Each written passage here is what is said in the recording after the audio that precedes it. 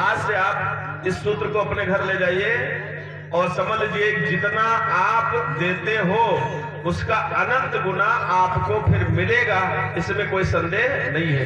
कैसे मिलता है? जिस प्रकार से किसान एक बीज खेत में बो देता है तो उसका अनंत गुना अनाज उसको मिल जाता है, ऐसे पुण्य जो बोता है व्यक्ति, पुण्य अगर बोते हो तो पुण्य आपको मिलेगा, पाप अगर बोते हो तो पाप आपको मिलेगा। जो भी आज व्यक्ति भोग रहा है, समझ लेना, व्यक्ति जो भी आज भोग रहा है वो उसके किए हुए कर्मों का फल ही है, वो कर्म का फल ही भोग रहा है, इसमें कोई संदेह नहीं है।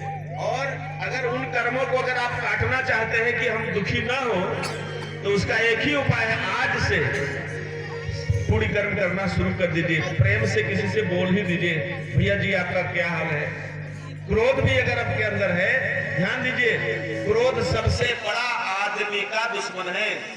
और क्रोध पैदा हो जाता है, जैसे आपने भोजन बनाया तो नमक तेज होगा तो उठाए पाए के लिए इतना तेज नमक, इतना तेज का मिर्चा, अब आप बोल नहीं सकते तो क्या आएगा? क्रोध ही तो आएगा।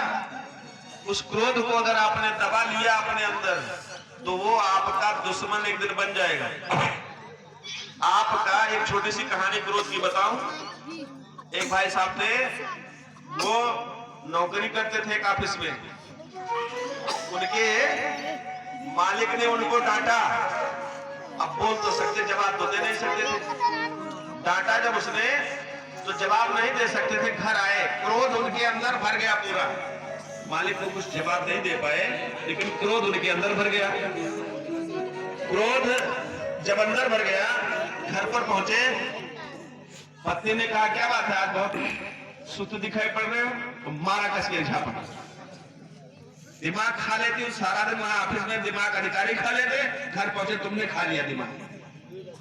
अब वो बेचारे सुस्त एकदम, लड़का आया, कहा मम्मी मम्मी मुझे भोजन दे, बाबू उन्होंने उसको मारा था से। वो बेचारा गिर गया। कहां से स्टार्ट हुआ और कहां समाप्त हुआ, ये इसकी परिकल्पना आप नहीं कर सकते। क्रोध आदमी के सर्वनाश का कारण है। कभी मैं एक सूत्र बता देता हूं, क्रोध अगर पैदा भी हो जाए, क्रोध अगर पैदा भी हो जाए तो उसको बिना खत्म, अगर खत्म आपने नहीं किया तो आपका ही वो नाश कर देगा।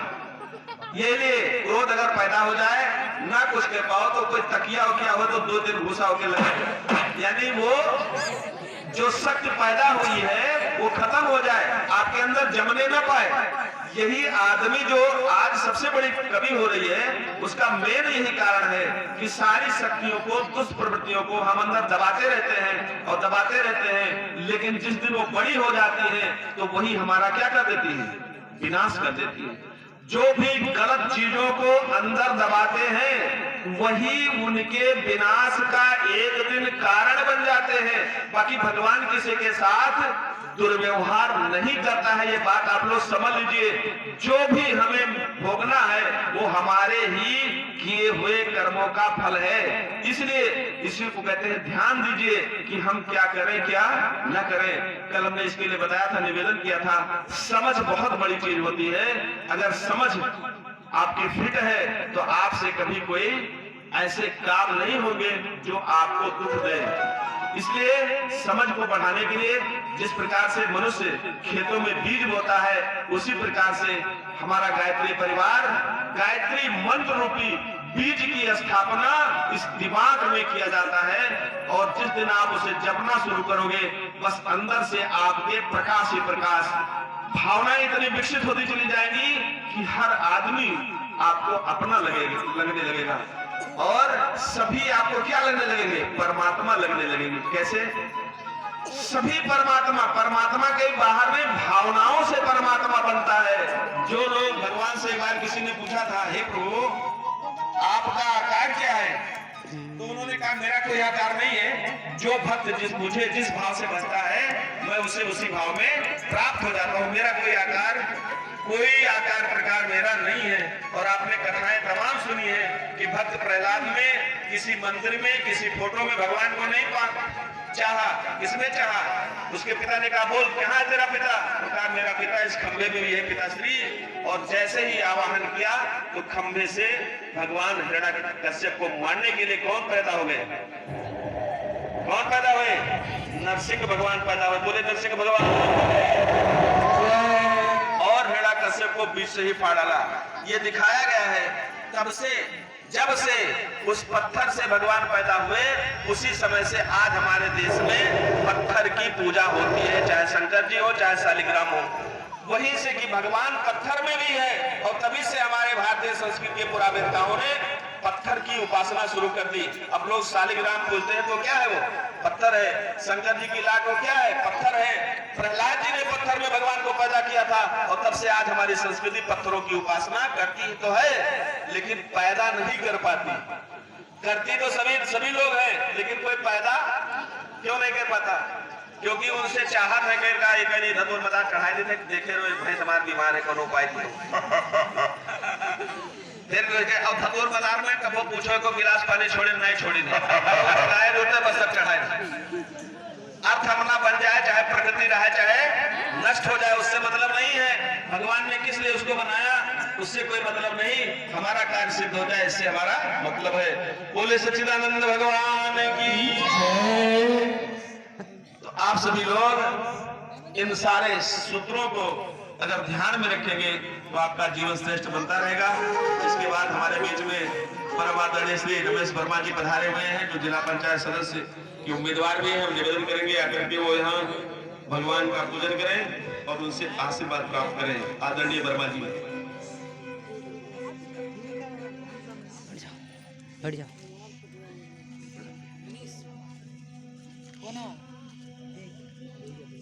हाँ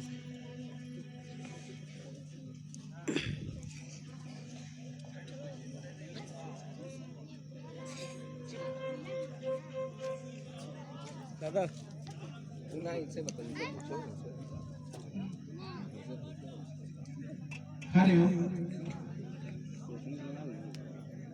फुल ले लाएगा। ग्रहण करें। ओम अपवित्रः पवित्रावस्थांगतोऽपि वा या स्मरेत पुण्डरीकाक्षं स वा यावन्तरः शुचि। ओम पुनात पुण्डरीकाक्षः पुनात पुण्डरीकाक्षः पुनात। हाथ में अक्षर पुष्प दे दें। गुरु का ध्यान करें। ओम अखंड मंडलाकारं व्याप्तं येन चराचरं तत्पदं दर्शितं येन तस्मै श्री गुरवे नमः। मातवत लालयति च पितृवत मार्गदर्शिका नमोऽस्तु गुरुसत्ताय श्रद्धा प्रज्ञायुता च। ओम श्री गुरुवे नमः। आवाहयामि स्थापयामि ध्यायामि तो नमस्कारं करोमि। अच्छा तो चढ़ा दें। अच्छा तो महागात्री का ध्यान करें। ओम मायात वरदे देवी त्र्यक्षरे ब्रह्मवादिनी गायत्री छंदसां माता ब्रह्मयोनि नमोस्तुते। ओम श्री गायत्री नमः। आवाहयामि स्थापयामि ध्यायामि ततो नमस्कारं करोमि। बोले गायत्री माता की। अच्छा चढ़ा दे माता चढ़ाओ में।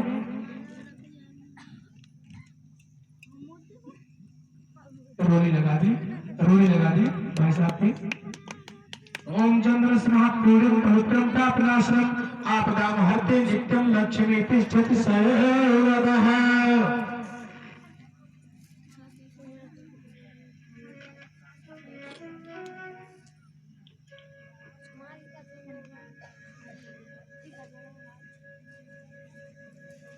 हरि ओम।